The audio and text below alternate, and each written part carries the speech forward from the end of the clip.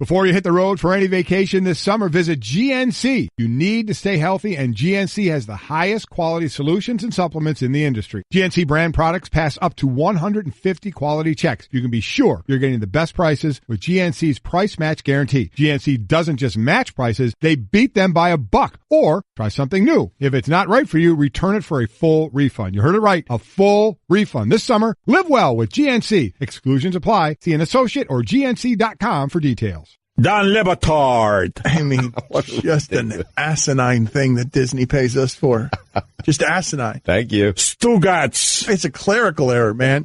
This is arriving at an accountant's desk in Disney, and then wait a minute, how much is this costing us? Why? More, please. This is the Don Le Batard Show with the Stugotz on ESPN Radio.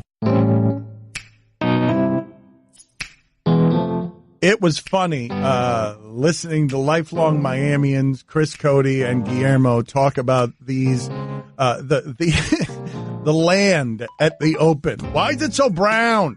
Why don't they sprinkle it? Don't they put water on it? It was amazing to watch them. And so David Feherty joins us now from Scotland.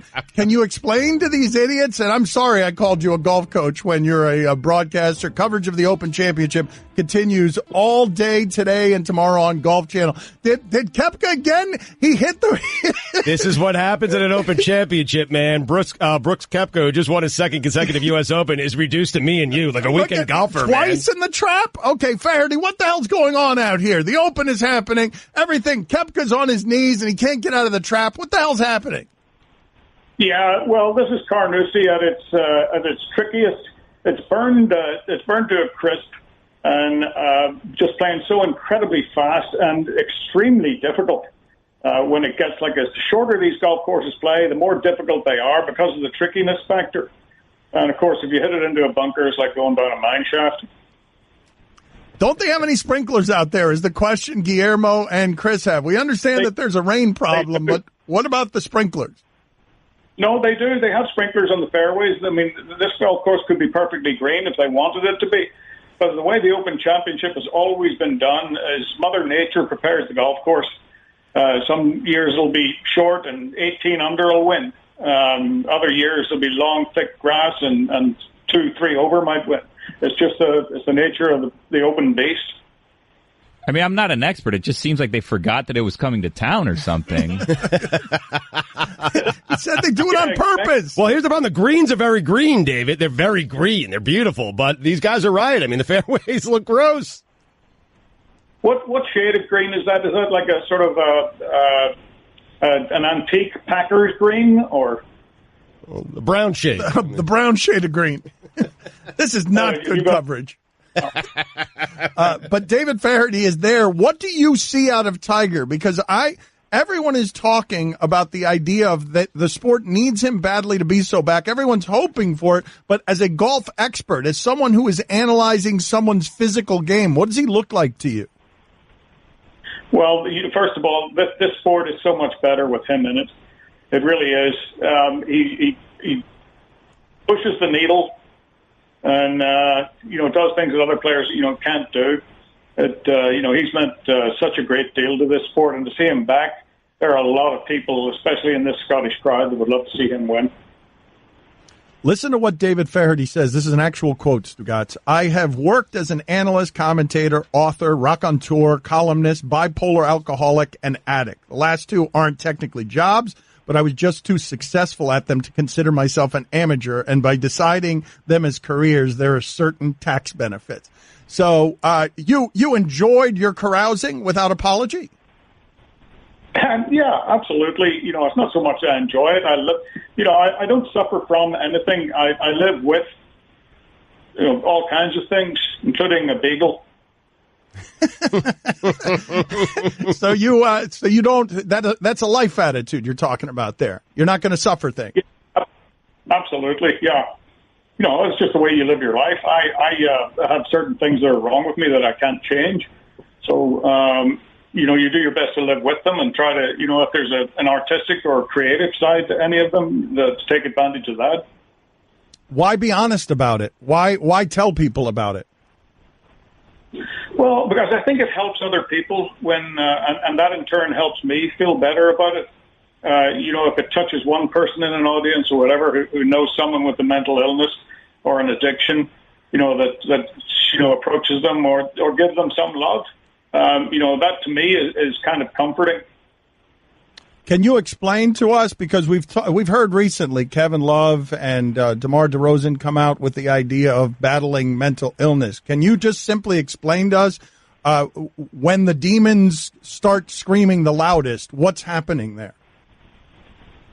Well, depression comes in many forms, but for me, it's sort of a continuous sadness paired with the ability or the inability to.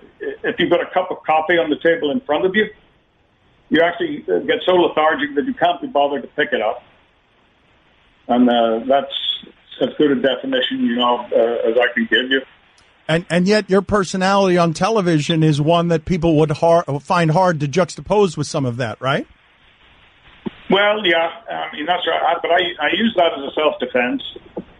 That's the most therapeutic thing to me, is to make other people laugh. When I was at school, I made fun of myself before the other children could because I was not a particularly bright child, a classic attention deficit. Of course, we didn't have a pill for it then.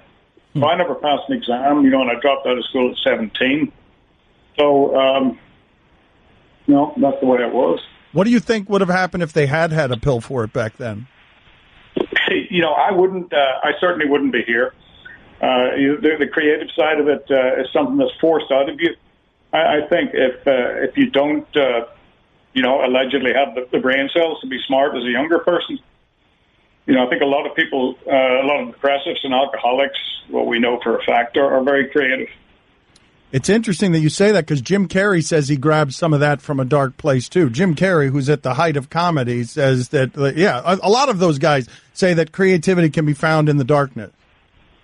Yes, absolutely. From Lenny Bruce to, Janis Joplin, there are, people that, are creative on one side and tragic on the other.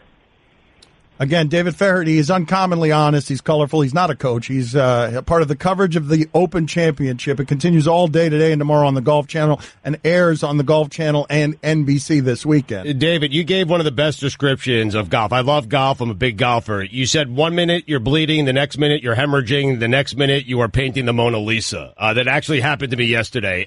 Explain to me. No, it did. That didn't actually happen to me yesterday. I went bogey, double bogey. Right, that's the hemorrhaging part. And then birdied the next hole. Mona Lisa. I was painting a Mona Lisa. What's the most frustrated golf has ever made you, David? Yeah. Well, I'm not sure about the Mona Lisa. The way I've been feeling recently is more sort of cubist, something abstract.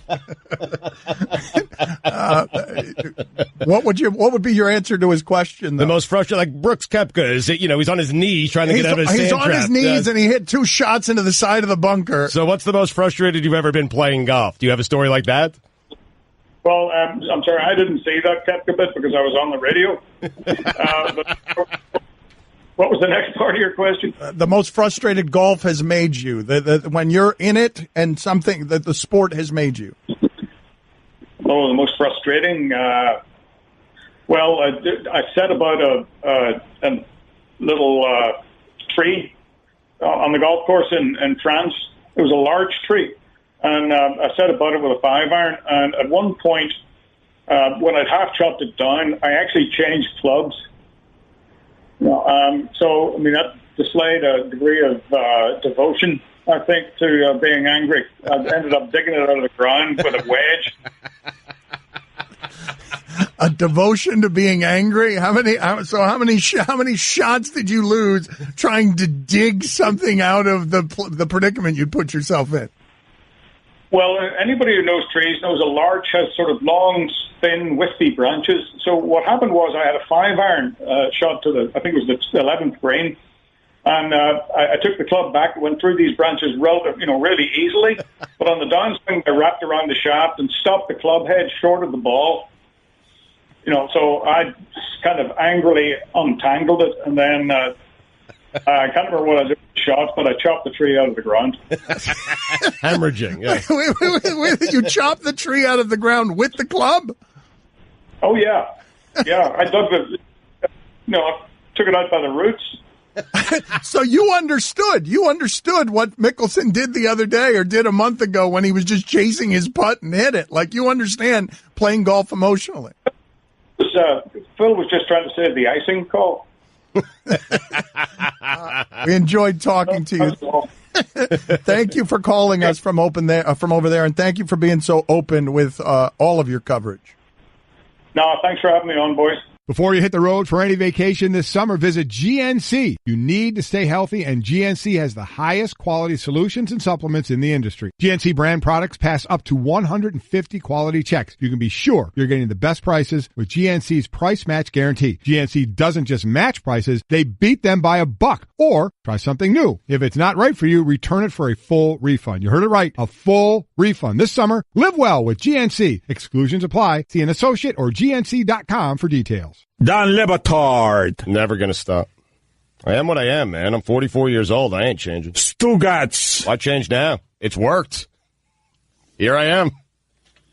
Sitting next to you.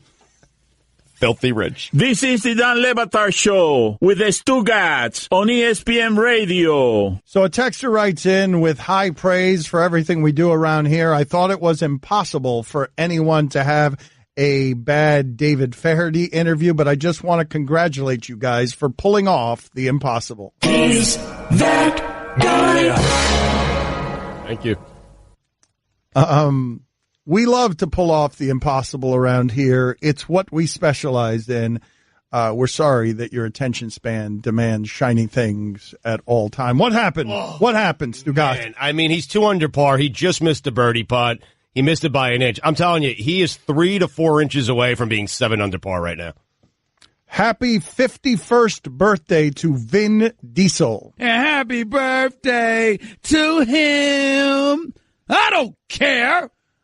Good luck. Guillermo, why are you celebrating? He's my favorite. I love him so much. It's so You're weird. celebrating as if you just scored a touchdown. Yeah, man. Happy birthday to him. I'm so excited. And him and Nicky Jam, who I also love, have this strange relationship. And yesterday, Nicky Jam surprised him, and they had this cool picture on Instagram. You know Nicky Jam? You don't know Nicky Jam.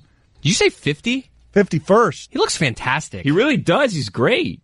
Oh, he's so talented. I don't know why I like him so much. Is there anyone that you like that, like unreasonable? You don't know why? You don't seem like someone that just likes people, like unreasonably. Stugotz? It doesn't even make any sense that I like him. He's despicable. Oh, thank you. Put it on the poll, Guillermo. Vin Diesel, talented? Oh, happy day. Oh, well, as a singer, wait a minute. As a singer, of course, he's very talented. Oh, happy day. When he sings with a choir. Oh, happy day. You think of Vin Diesel as talented. You don't? Stop right now, Dan. Dan, acting's hard. Yep. Does Vin Diesel have any sense of humor about himself, or does he take himself seriously? Someone? Anyone? Why, do you think he thinks he crushed that? Yes. Yeah. Oh, happy day. I believe that Vin Diesel is surrounded by so many Fast and the Furious yes people that they tell him everything he does is a good idea, including singing. Oh, happy day. It's one of the reasons his every day is a happy day, because all of the yes men around him allow him at all points to do whatever he wishes, no matter how little talent he has. Oh, happy day. It's the thing with geniuses, though. Sometimes they don't, like, they're not fully cooked, you know? They're, like, super developed in certain areas, but they don't have it all. So, like, he may not have a great sense of humor, but he's, like, a really talented actor and singer. Would you do me the favor, please, of just putting together a partial list of the things that Vin Diesel has fought in the movies? I want a list of the things from a different time, from a mystic place. I want a list of the things that Vin Diesel has fought in the movies that he's starring in that are being sold to you only because of what they're doing with the special effects. In Triple X, he fought geography because it was all about a submarine in the Czech Republic, which I believe is a landlocked country. Yeah. Wait a minute. Is Triple X, did he do 2 submarine scenes? One of them was from The Fast and the Furious when Ludacris was falling out of the car, right? Spoiler alert. You're a fan, I see. He's got 2 submarine scenes. Vin Diesel. Guillermo, are there more submarine scenes with Vin Diesel? But the Triple X one wasn't like a true submarine. I think it was like a little mini sub. The one in Fast and Furious 8 or 9 or whatever it was, that was, I mean, that thing had nuclear bombs on it. Oh, happy day. That was the thing that was pulling up